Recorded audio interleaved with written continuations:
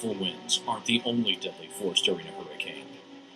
The greatest threat to life actually comes from the water in the form of storm surge. Storm surge is water from the ocean that is pushed toward the shore by the force of the winds swirling around the hurricane. This advancing surge combines with the normal tides and can increase the water level by 30 feet or more. Storm surge combined with waves can cause extensive damage. It can severely erode beaches and coastal highways. The pounding waves can take out boats and buildings. As the waters move inland, rivers and lakes may be affected and add to the rising flood levels. While we can't prevent storm surge, we do have a system that can warn us of the incoming threat. As a hurricane develops over the open ocean, forecasters at the National Hurricane Center closely monitor its path to evaluate the risk of a coastal strike. They use a computer model called SLOSH to predict storm surge heights. The model depends critically on the hurricane's track, intensity, and size. SLOSH uses water depths, land elevations, and barriers to the flow of water to compute surges as they move inland. This data helps determine which areas may need to be evacuated. When a hurricane slams our coast, it's important to be aware of all the dangers. As a reminder, emergency managers want us to run from the water and hide from the wind. Don't take unnecessary risks during a storm. Conditions can change in the blink of an eye. Storm surge is a dangerous event during a hurricane, where furious winds are driving deadly flows of water from our seas to our shores.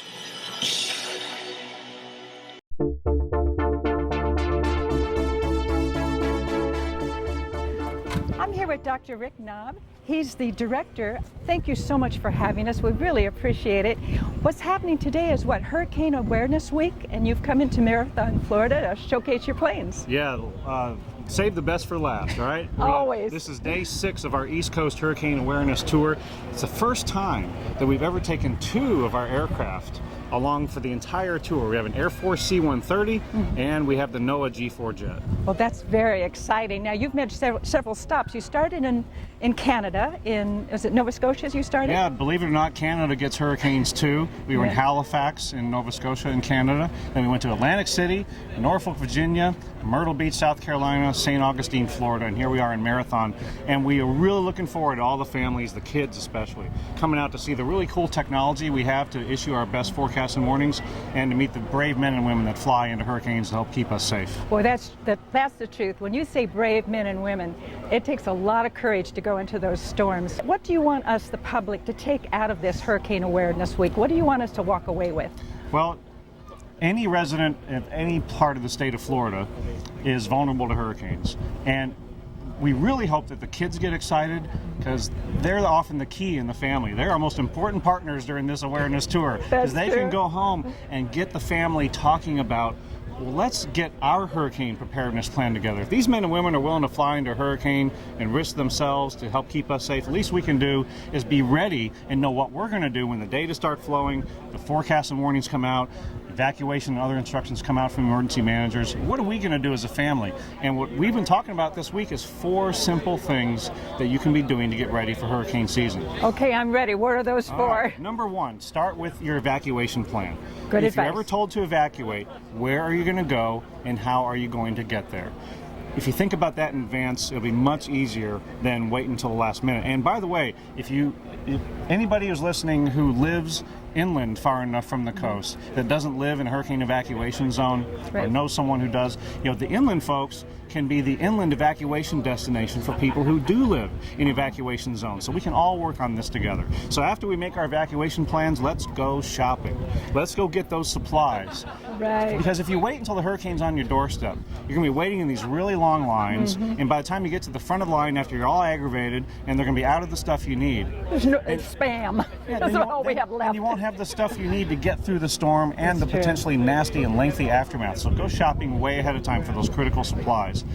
Number 3, visit your insurance agent. I know it doesn't sound like a boatload of fun, but go visit your insurance agent. Do an annual hurricane insurance checkup. I'm going to do that. And don't forget about flood insurance, because flood insurance is not by default part of your homeowner's policy. That's right. And you really need to do that every year to help you get over the storm event more quickly, less of a financial hit after the fact. And then finally, do whatever you can to strengthen your home. You know, get tested and approved shutters put up, anything you can to protect your home, take down the projectiles that could fly into your home, anything you can do to strengthen your home. So, kids, go home, tell mom and dad. Number 1, let's make our evacuation plan. Number 2, let's go shopping for hurricane supplies. Number 3, let's go visit our insurance agent. And number 4, let's strengthen our home. Strengthen the home. That's excellent advice. Now, you brought up the point of flood insurance. I've noticed now that there's more emphasis on surges, storm surges. Is that equal to wind damage, or is it just totally different? No, wind and storm surge are completely different, but both are important hazards to be preparing for in advance and responding to in real time when a hurricane is coming ashore. Could you not have the wind, and could you have the storm surge? Yes, that's the thing about hurricanes, is any particular spot, the wind or the storm surge might be the worst hazard you're dealing with at your particular spot in one storm, then the next time it might be the other way around, because wind and storm surge can happen at different places and at different times, and all depends on the personality and the path and the strength and the size of the particular storm. But what we've seen in the last several years, and we've got the data, unfortunately, to prove it, that most of the fatalities in landfalling tropical systems in the U.S. the last several decades have been due to storm surge. Many fatalities have mostly been due to water, also due to inland flooding caused by heavy rains, people dying in heavy surf at the beach or on boats offshore. So water, not wind, causes about 90% of the fatalities in tropical storms and hurricanes. So we have to prepare for, respect the water hazards, and because storm surge is such a big killer in hurricanes, that's what we want people to first think about is, am I in an evacuation zone? And storm surge is usually the reason you are. And then have your evacuation plan so that when our storm surge forecasts and warnings come out and emergency managers are telling you to evacuate, you go when they tell you to go. You go. You don't think about it twice. Well, we're on a barrier island, so I think storm surge would be something very serious for us, something we have to really recognize. Do you get any advance notice for a storm surge? Absolutely. Emergency managers have worked with us and utilize our modeling, our data, and our guidance to develop their evacuation plans for their communities. And they know how it's all going to play out in particular scenarios, and we give them the forecast information to help them make a decision on when it's time to evacuate. So they don't issue evacuation instructions lightly, but when they do give you those instructions, they know what they're talking about. They're trying to save your life. You go when you're told to go. No, that's very, very important. Which is harder to predict, the wind, the strength, or the direction of the wind? Well, the hardest forecast problem we have overall at the Hurricane Center is forecasting the future strength of the storm or the hurricane.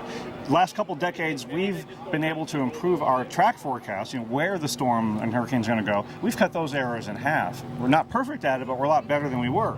With intensity forecasting, the strength of the hurricane, we still haven't really gotten any better at that. It's our highest priority forecast improvement need. We feel like we're on the cusp of about to begin improving those forecasts, but bottom line is it's hard to forecast the intensity. So because of those uncertainties in the forecast, the guidance that we give to emergency managers when they're considering evacuating folks is based on our best assessment of what could happen. And now we have new storm surge products we're giving to the emergency managers and putting on our website to show you if your area could flood in this particular storm due to storm surge. We'll be more clearly communicating that than we ever have before, and emergency managers will be in a much better position to make responsible decisions. And again, those evacuation instructions will only come out when they really feel it's necessary to save your life. Say, used to be a 3-day window, and now you've got a 5-day.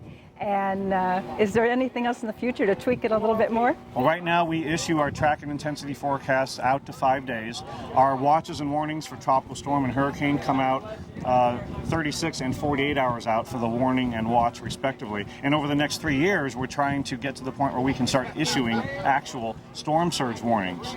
So we are focusing on the individual hazards and giving people the information they need as far in advance as we possibly can. But really, when it comes to living on a barrier island, the two most important things you can do when it comes to saving your life is in advance, find out your evacuation zone, and if you're on a barrier island, chances are you're in an evacuation zone. Okay, that's easy to figure out. But the harder part is if you wait until the last minute to decide on your evacuation plan. The easy part is you decide on that evacuation route and destination in advance so that when the emergency managers tell you to go, you go. So make your evacuation plan in advance, evacuate when the emergency managers tell you to go. I think that's excellent advice.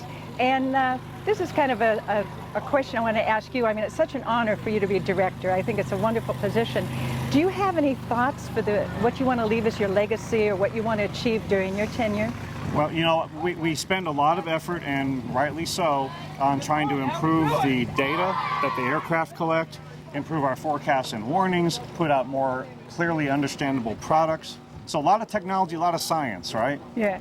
But what I hope happens over the next several years is that we as humans, it becomes more of our culture, more of our standard operating procedure as families to prepare in advance for hurricanes. Because again, the things that you really need to do to safely get through the hurricane and recover more quickly afterward are more difficult, if not impossible, to do if you wait until the last minute. So we really are trying to push the message very, very hard that you need to prepare in advance with evacuation planning, getting your supplies, getting your insurance checkup, and strengthening your home. Because if you do all those things in advance, the stress level goes way down during hurricane season because you know what you're going to do, and the chances of you getting through the storm and recovering more quickly go way up. So I hope that becomes our culture in South Florida. I think that's excellent advice. We have to listen. This is very important. We're on a barrier island, so we need to listen to the 4 things and evacuate. Evacuate quickly. And when we get the message, leave. Absolutely. Thanks for helping us get the word out. Thank you so much for taking the time with us. I'm Daniel Brown, Hurricane Specialist at NOAA's National Hurricane Center in Miami. Storm surge is the deadliest hazard associated with hurricanes. It's a rise in the sea level produced by water being pushed toward the shore by the force of the winds within the storm. But storm surge is not just a coastal event. In some areas, the seawater can travel well inland with devastating consequences. There is no one-size-fits-all. Storm surge is strongly influenced by a hurricane's track, forward motion, intensity, and size. Changes in any of these storm characteristics will significantly alter the amount of storm surge. NOAA's National Hurricane Center website has links to improve access and understanding of its storm surge products and services. This website is especially useful when a hurricane approaches the U.S. coastline. The Storm Surge product section includes a decision support tool that will take visitors step by step through storm surge forecasts and information as the storm moves toward land. While it's extremely difficult to forecast the exact level of storm surge, we can provide the information you need to make an educated decision about your risk of storm surge. Be prepared this hurricane season. For more information, visit our website at hurricanes.gov/surge.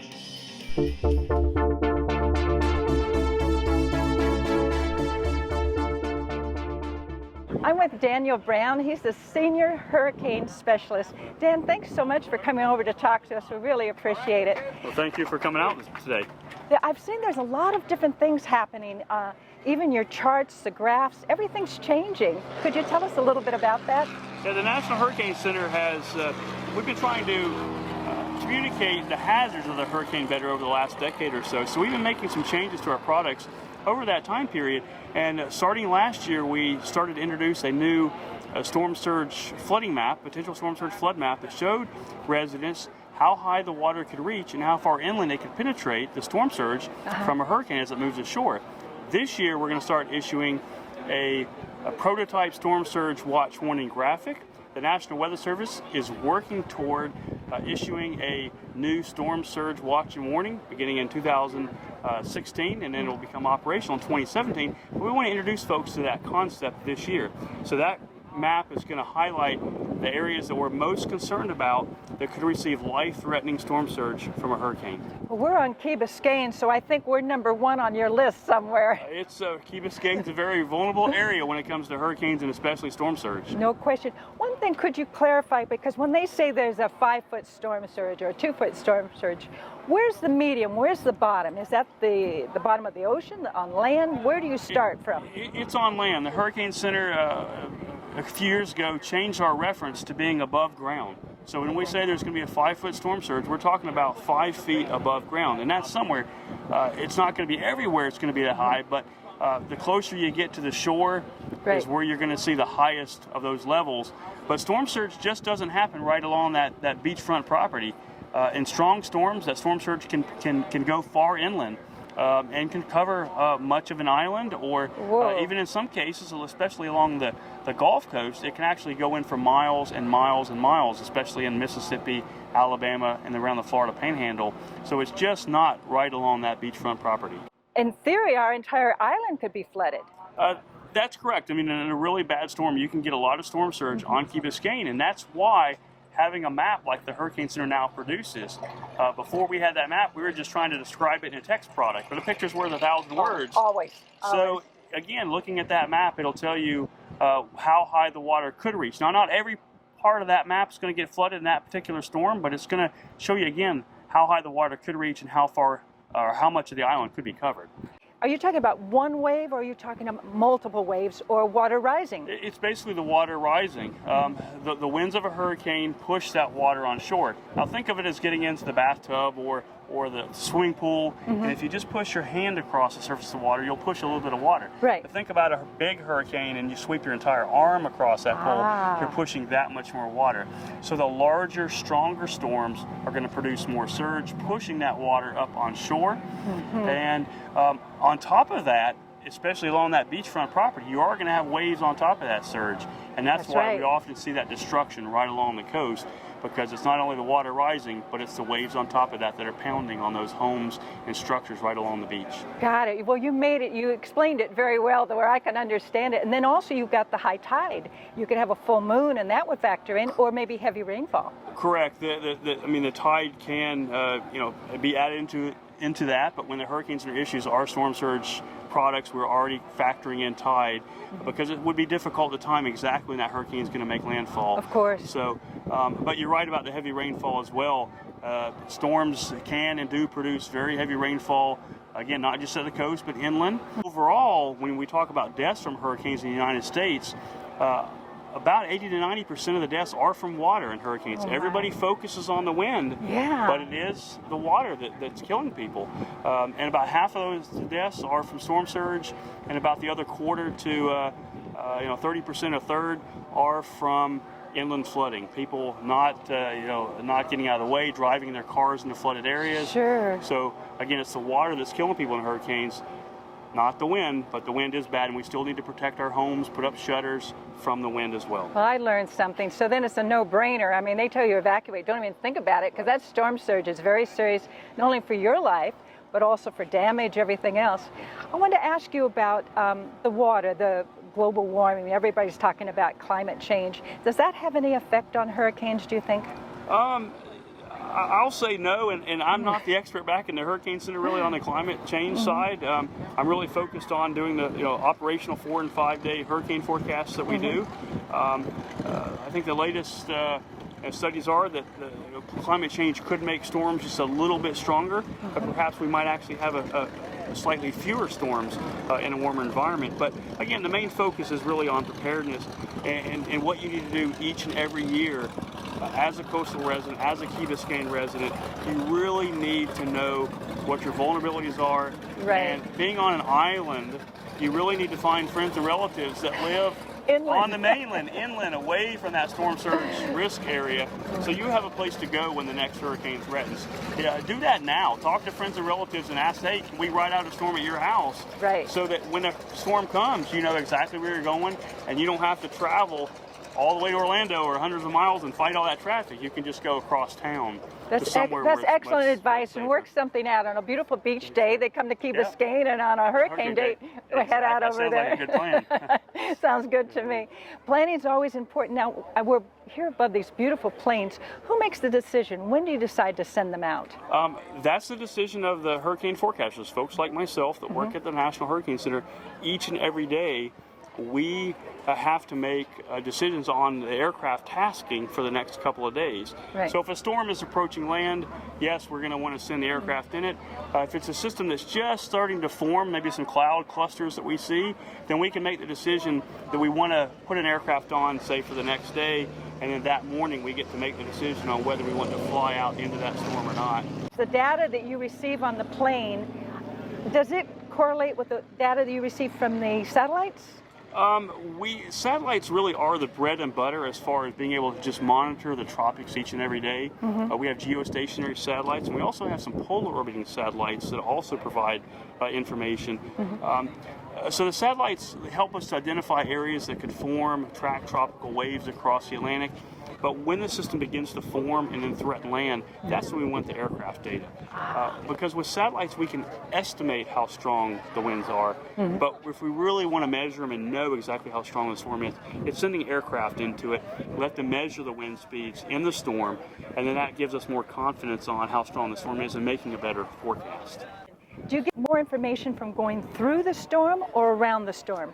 It's a combination of both. The information that the plane that flies through the storm, the C-130s and the P-3 aircraft, when they fly right through the storm, they're providing us measurements of the wind speed inside the eye wall, what the minimum pressure is in the eye.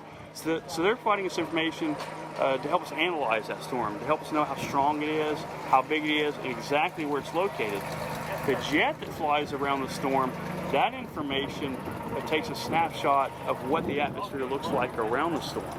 So they're dropping instruments that fall through the atmosphere, collecting data that go into our computer models, and then it helps improve those computer model forecasts so that when we use those, we can make a better forecast. We do that a lot of times when we're a couple days from landfall to help us make those better forecasts to hopefully reduce the areas that we need to put under a hurricane watch or warning. Oh, yeah, that's important. And so we do want to try to minimize the areas that we warn for, but we also have to realize that there's uncertainty in our forecasts, that they're not perfect. So we do have to make sure we warn a big enough area so that we are protecting everyone's life and hopefully they're protecting their property. Yes, yeah, that's right. We're a teamwork. Absolutely. Right. The whole hurricane forecasting and preparedness really is a teamwork. I mean, it takes the forecasters at the Hurricane Center, takes local and state emergency managers to help make those evacuation decisions. And then it takes you at home, residents of you at home, to do your part, to be prepared, to have the plan, know what you're going to do before the hurricane strikes, before it even forms, so that we all on this team can make sure we're all safe. That's excellent advice. This time of year, we need to think about our plan because it's coming up June 1st, I think. Yep. We need to think that way. It's not a big decision like, oh my word, what are we going to do? I just want to ask you one thing. The El Nino effect, that's warm water, right? Correct. It's warm water in the Pacific Ocean. In the Pacific Ocean. Yep. Okay, does that affect us in the Atlantic? Like if there's an El Nino, will we get less storms because of that? Typically, when there is El Nino conditions, it creates unfavorable conditions in the Atlantic Ocean, which is good for us, meaning that there are likely going to be less storms and hurricanes in the Atlantic. But the problem is the ones that do form, we don't know where they're going to form, we don't know when they're going to form, and we don't necessarily know where they're going to go before the season. So when you hear a seasonal forecast, you got to just remember that it only takes one to hit our area for it to be a bad year. And I live in South Florida too, so I don't want to see them there either, but it only takes that one. Just takes one. So we do have to be prepared. Florida has been pretty lucky over the past decade, but in that same time, in fact, Wilma that hit South Florida was the last major hurricane to hit the United States. It was a Category 3 when it struck southwest part of Florida.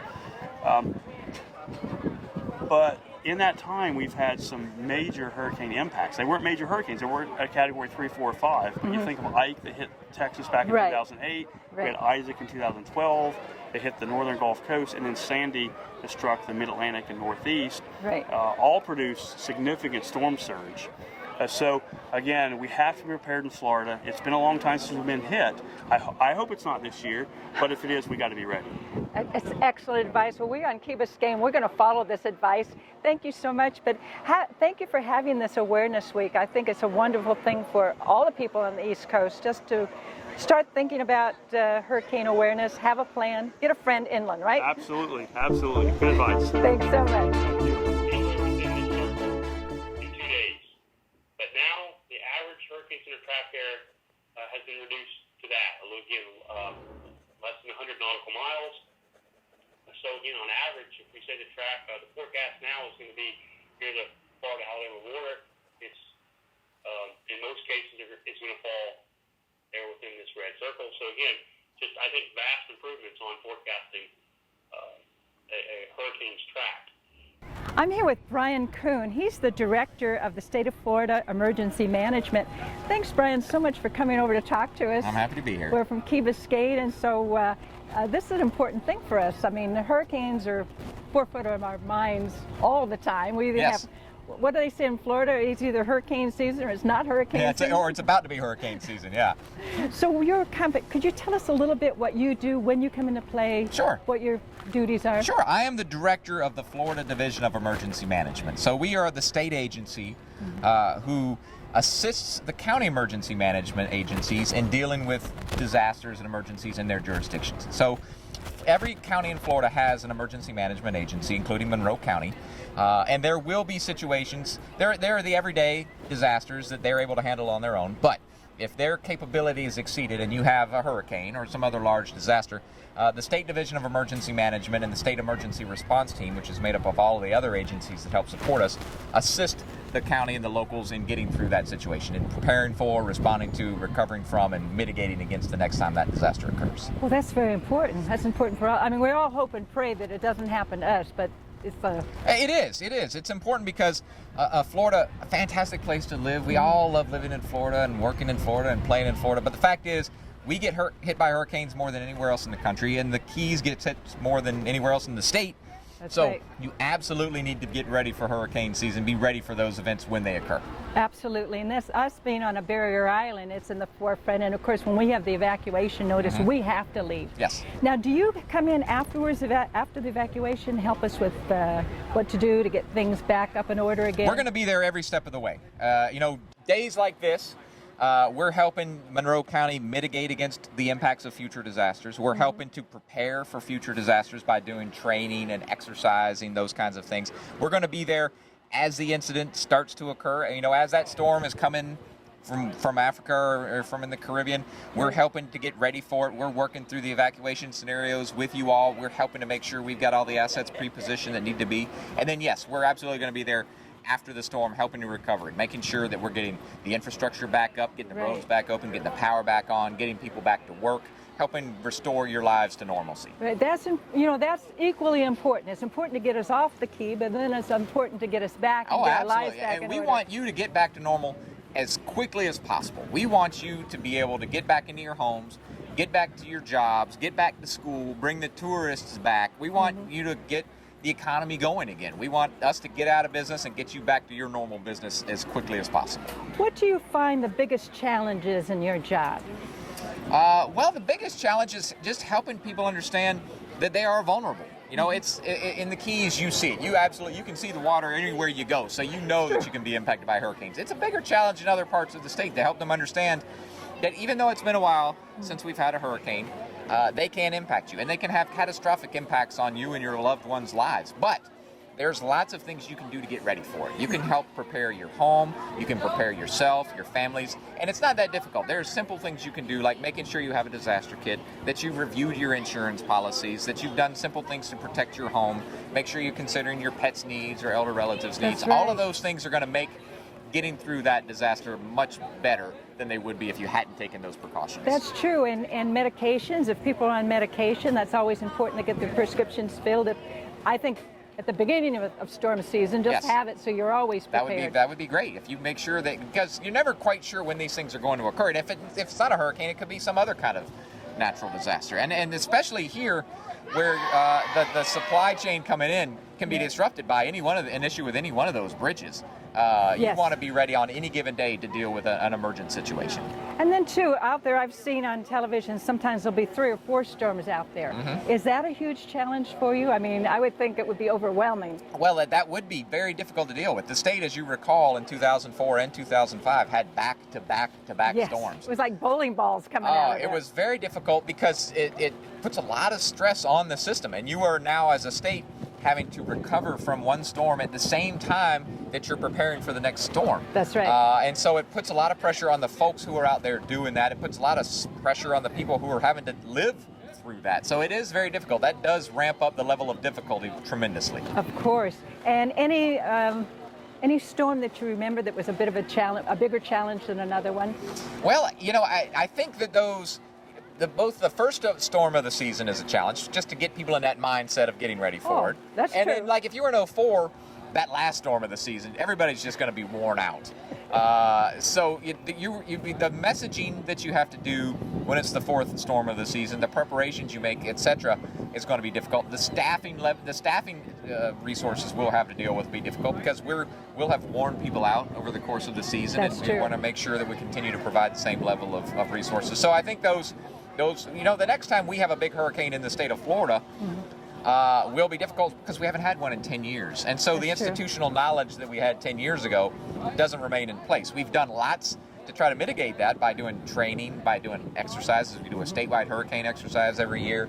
We have good people in there ready to go, but they haven't perhaps gone through the real thing yet. And so that will be, the next big storm we have hit Florida will be a tremendous challenge for us to make sure that we have everything in place, that all the processes we have in place to make sure they actually work in real life situations, and that we're able to correct anything we need to on the fly. That's true, because training is one thing, but when it's the real deal, it's totally, totally different. Yes.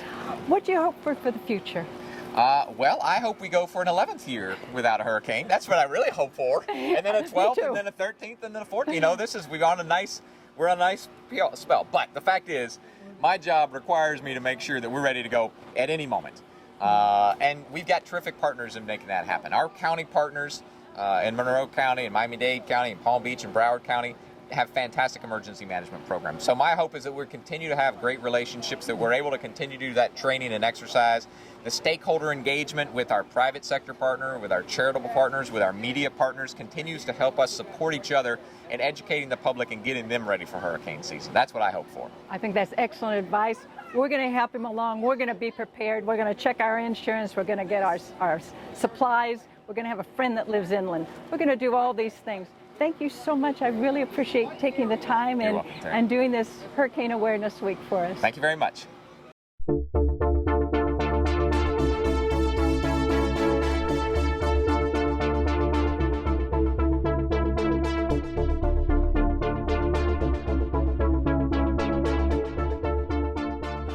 I'm here with Matthew Moreland. He's the meteorologist in charge for Key West. Thank you so much for joining us Oh, during you're this welcome. Hurricane Week presentation. What does meteorologist in charge, what does that mean? Basically, I'm the head supervisor for the local National Weather Service office. We have 122 offices across the U.S. Our office serves all the Florida Keys, and so my job basically is to serve my staff and everyone that I've got on site there. We have a staff of 21. Including about 15 meteorologists. That's a big job. Like, yeah. And then you get your information, you get it from the National Hurricane Center? Like, do they filter to you, or do you do independent studies? Yeah, so the way it works is the Hurricane Center, the specialists will put out the forecast of the track of the storm and the intensity, and then our job is to take that information and tailor it for our local area.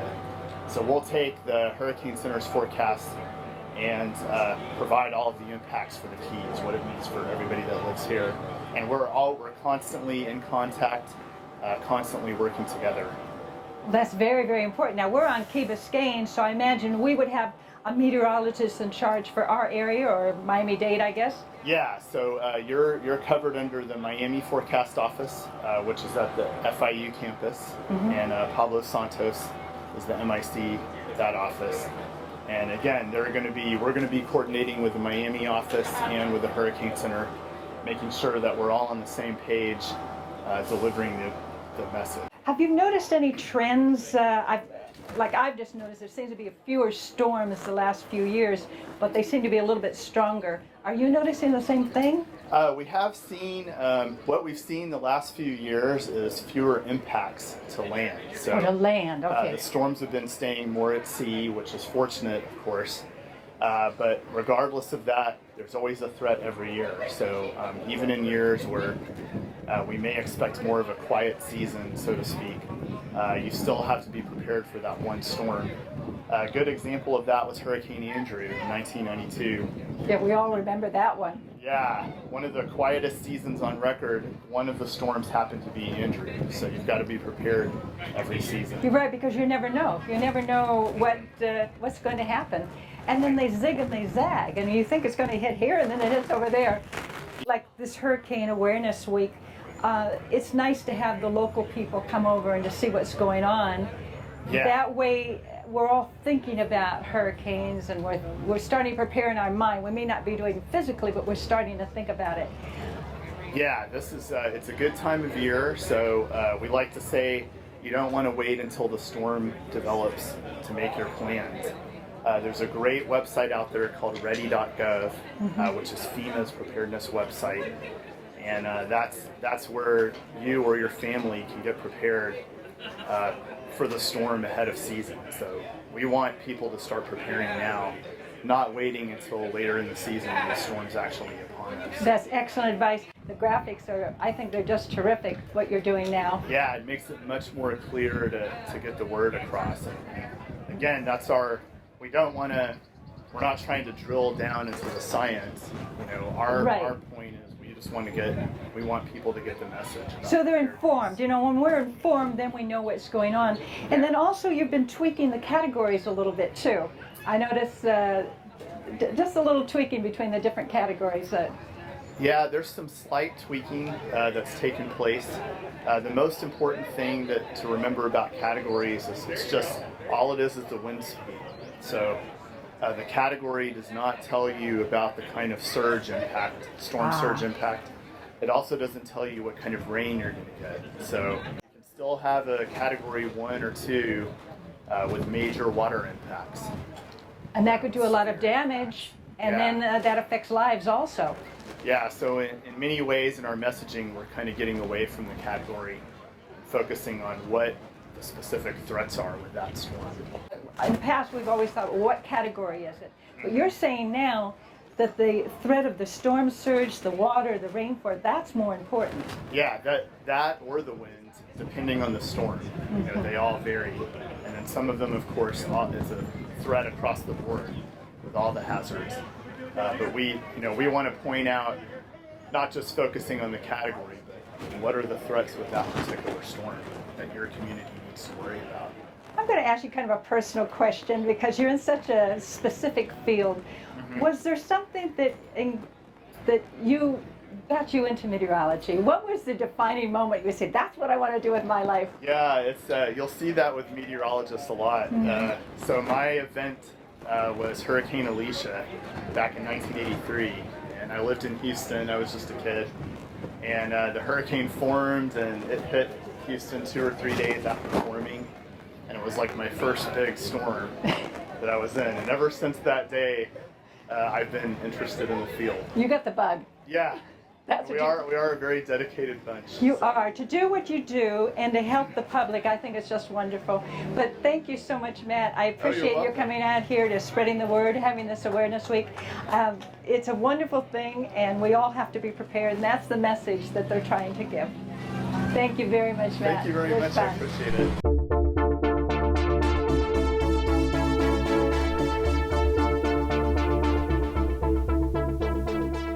I'm here with Lieutenant David B. Cohen, and he's the Public Affairs Office with NOAA. Thank you so much for coming over on this wonderful week that you're having. And could you tell me basically what your duties are, what you do for NOAA? Sure. I'm actually the pilot on board the airplane you see behind us. It's the NOAA Gulfstream 4 Hurricane Hunter, known as NOAA 49, also known to many of the children you see around us today as Gonzo. I can see why too.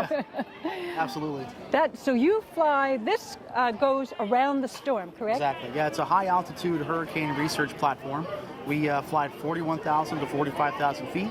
And our job is basically to conduct research around the storm by releasing drop zones and collecting critical radar information with our onboard weather radar that sits out of the back of the aircraft to help improve hurricane forecasts. Amazing. So you're the one who drops those canisters right into the ocean. That's correct. What does the canister, what does it mark, what is it looking for? Yeah, so our drop-in sondes, the canisters you're talking about, they're outfitted with a various set of sensors inside. And they start at 45,000 feet, and they have about a 15-minute journey until they hit the water. They are expendable. We don't recover them. And their job is basically to collect wind speed, temperature, dew point, and from that we get relative humidity, and then we can also get pressure. And all that information is sent via a wireless connection from the unit itself to the aircraft. And we are able to look at that information on the aircraft, make sure it makes sense, and then send it almost semi-real time to the Hurricane Center in Miami, Florida. Amazing. From that, they can ingest that into the current hurricane models and then run the next model with up-to-date information. Now, we also have a tail Doppler radar unit, a TDR, in the back of the aircraft. It's relatively new to NOAA as far as a arsenal and our research capabilities.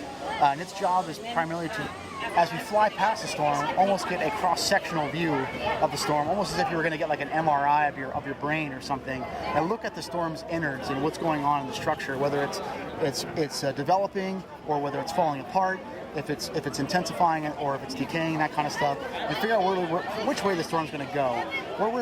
Our job in the G4 is really do the high altitude stuff, figure out how it's growing or falling apart, figure out where this thing's going to go, while our C-130 brethren and our own NOAA P3 aircraft are flying through the heart of the storm at 10,000 feet and below, getting the internal information and the sort of the bumpier part of the flight. So. Well, they get the bumpy one. You get a little better ride. Bit smoother. We still get our shakes here and there, but overall it's a pretty smooth ride. So. And then to me it would be difficult. They're saying you're going to go around a storm. Yes. Well, when I see the satellite images of a storm, they're not centrifugal. They're kind of lopsided. So isn't that a bit of a challenge for you? Yeah. We have some really intelligent folks at the Hurricane Center that put our tracks together that we're supposed to follow as we go around the storm, and it's all customized on each storm. It's never the same track every time. And our goal is to go out and basically measure the steering currents to figure out where the storm is going to go. So in order to figure out the steering currents, you got to fly out ahead of the storm, right, or around the storm environment to collect that information. How long would one of the, do you call it a mission? Do you call it a mission's fine, yeah. Okay, so how long would one take, like when you leave, like how long would it take to go around a storm generally? Because I know everyone is different. We're based at MacDill Air Force Base in Tampa, Florida, and we can forward deploy to as far east as Barbados or even as far west as Hawaii to conduct hurricane research in both the Atlantic, the Gulf of Mexico, and the Eastern Pacific. Typical complement is about anywhere from 7 to 9 people on board, and our missions last anywhere from about 7 to 9 hours. That's a big mission, and you're covering the entire nation that's hurricane prone. That's correct, and we're flying these missions at about 600 miles an hour, about 450 knots, and covering almost 3,600 track miles worth of distance.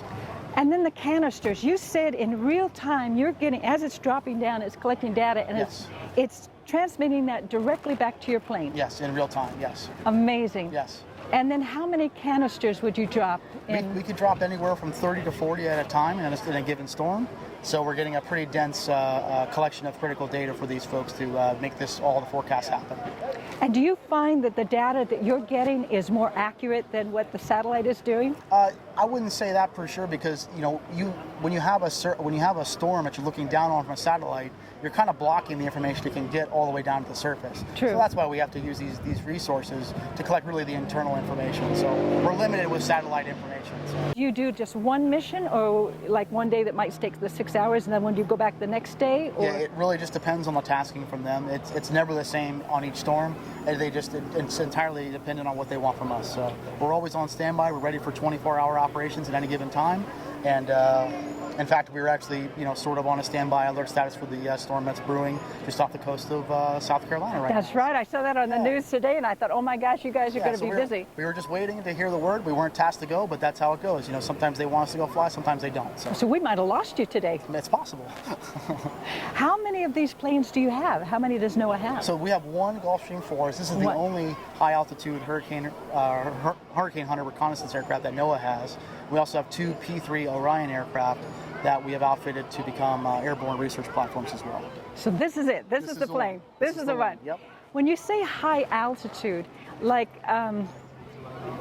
you say, how many feet did you say you could go? 41,000 to 45,000 is our limit. So you're near the ozone layer, aren't you? Not that high. We're basically just below or just on the bottom edge of the stratosphere. So yes. And do you have any effects? I mean, I know you're a pilot, and that's okay. But are there any effects from you going out there? You bounced around a little bit. Is it a little queasiness? It can be. People like to ask, how bumpy is it? I like to tell folks that in this aircraft particularly, it's almost like the roughest airline flight you've ever had, and then a little bit more. There's occasionally some times where we get into some moderate to severe turbulence, but we have some really talented individuals on board that really look out for us and have done this for quite a long time and really know what to look for, help us avoid those areas, and try to keep the ride as smooth as possible. So exactly. And now, I can't speak for the other aircraft though. The C-130 and our own P-3 Orions, they get beat up pretty bad down there at 10,000 feet in the heart of the storm. So I would imagine the airplane gets beat up too. It can, yes. When you get back from a bad storm, I'm sure you're telling the crew, hey, check this plane out. We certainly do. We do rigorous pre-flight and post-flight inspections, and we haven't lost a plane yet. So. Oh, that's good to hear. What's your biggest challenge? What do you hope for the future? We really hope to just, our goal really with NOAA is for hurricane forecast improvement. We've got a great set of resources here, and we're always looking to better ourselves and hopefully make the 5-day forecast as good as the current 3-day forecast. And really the whole point of this whole thing here in Marathon, Florida is to promote awareness and make sure people are ready so that when it is time to evacuate, it's time to go. You're right. And it's an important thing that you're doing, and I appreciate all you guys coming together and giving us information because it's very, very important. If you live in South Florida or any part of Florida, it's important. Correct. And then it's a personal question. I just want to ask you, what got you involved? What was the defining moment that made you say, I want to fly one of these things? I've always wanted to fly, and I have kind of a strong passion for weather. I have an undergrad in meteorology, and what better way to put the two together than to do this? So that's basically where this all comes from. So. And this is a job you love to do. This is a job I love to do. And we're so lucky to have you. Thank you very much. I want to thank you, Dave. It was a pleasure. Keep doing what you do. I hope you don't have to leave in the middle of this. I hope so too. I hope we can stick around the whole day. So. But thank you so much. We really appreciate it. Thank you very much.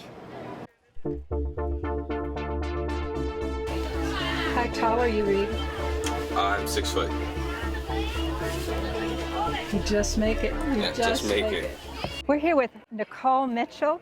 You're with this big, beautiful plane behind us. Tell me briefly what you do and what your duties are on the plane.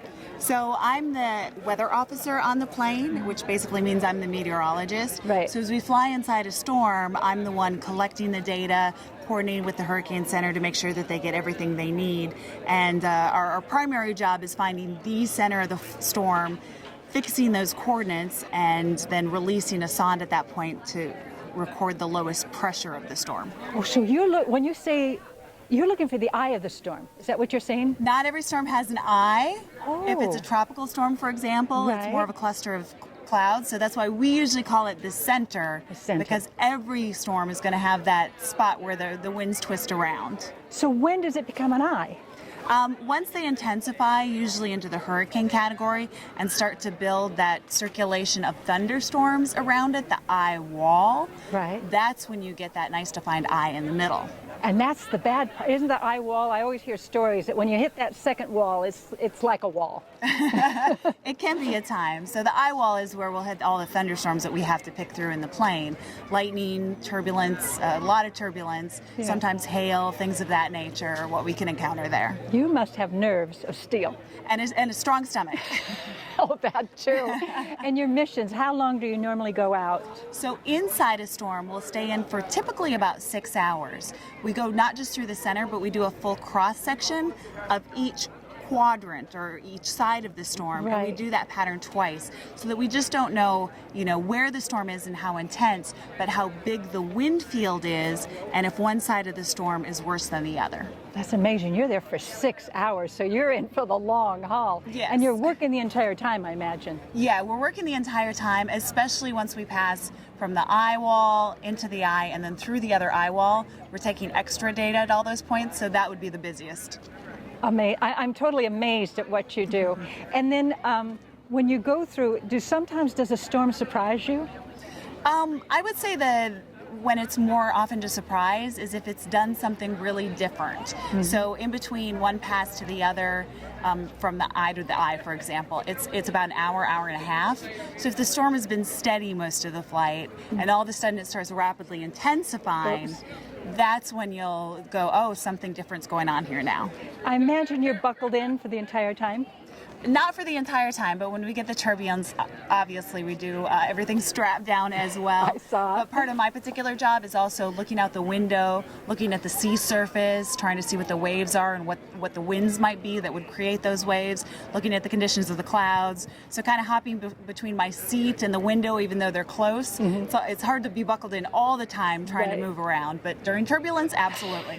Get me buckled back in. And then when you say you're looking at the sea, you must get pretty low then. It depends. Especially a developing area or a lesser tropical storm, we want to be as low and as in it as possible. So the lowest we would fly is 500 feet, but that's very close to the water. Very close. As they develop upwards, we want to stay with standard levels in the atmosphere that match model data. So then we'll fly at either 5,000 or 10,000 feet, depending on how much recovery room we need given turbulence and things like that. So you're getting data all the time, and then is it a learning process? You say, well, gee, we should do this, or we should tweak. Are you tweaking the entire time you're in there?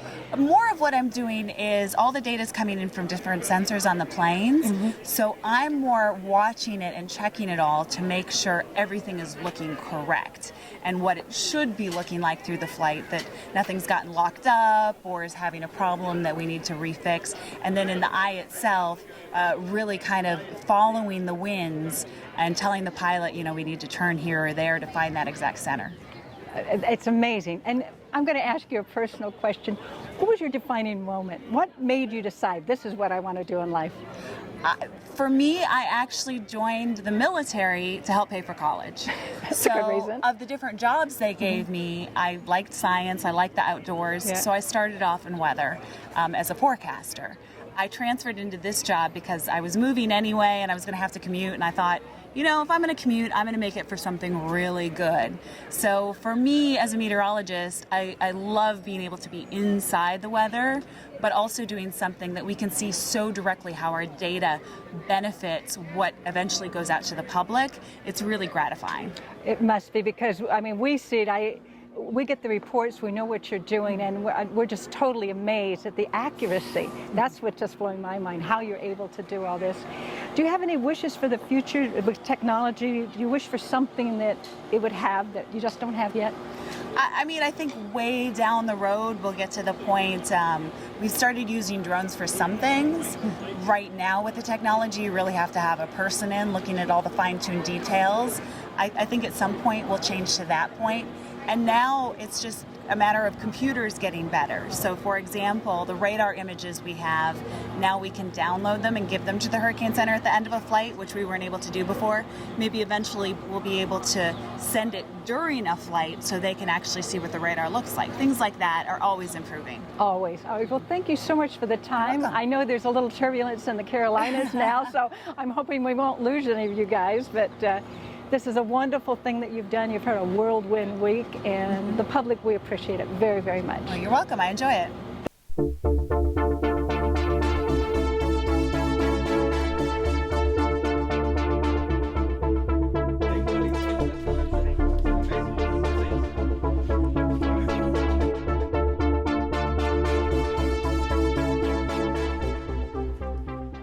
So that's your seat.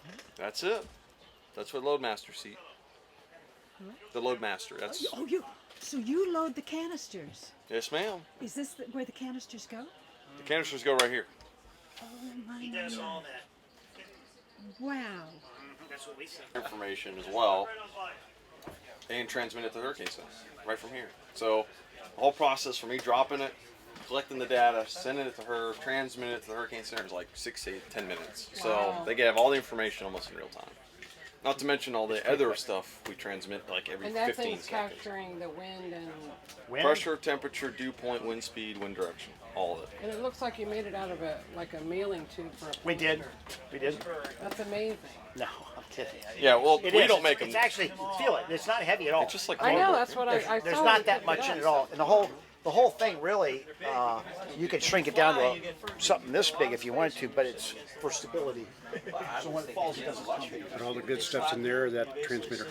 That's the actual temperature and dew point sensor. And the GPS card is inside of it. There's a lot more lane from than the Gulf Stream than any of those little. That's Hold true. it up with the parachute. right, exactly. Not much to it, is it? No, so the parachute and then it comes down. We got holes all through this thing. That's an escape hatch. Bravo. Thank you very much. We got one there, we got one. Okay, so this is your seat. No, actually not. It's not. No, this is where the weather officer sits. And you might have spoke to a young lady out front. She is the weather officer. And she runs the station. She's the boss. And she takes all that information here that he gathers over there and sends it off to the guys in Miami. And that's in real time, they tell me. Yes, ma'am. Like no kidding. When he throws out that song, he gets that information. 10 minutes or so. It falls for about 5. She gets it and makes sure that it's actually accurate information, and she sends it off from there. So it's maybe a 20-minute, 30-minute thing. But that's nothing. I mean, when you in the scheme of things, that's nothing. Yeah, very true, very true. Is it true the eye of the storm is very, very quiet? Is that true, or is that a misnomer? Yeah, for the most part. Yeah. So when you get in that, you go through the eye, I assume. Right through the middle of it. So when you're in the eye, you say, okay, we can relax a little bit, and then... Not really, because we get kind of busy right there because we drop a song on the eye wall, in the eye, and then maybe on the other eye wall. So that tends to be a fairly busy time. You're working the whole time. Oh yeah, certainly. Oh yeah, and the pilots. I mean, it might sound cliche-ish, but it is a group effort. Oh, it has to be. It has to be. Hey, people have to be reminded that there's actual folks going up and doing this for a reason. When you evacuate, as much fun as it is sitting in traffic, it's still it's better. It's better than sitting there dealing with the aftermath. No question. And we're on Key Biscayne, so we know we have to evacuate. Right. We have no choice. Don't worry. Thank you very much.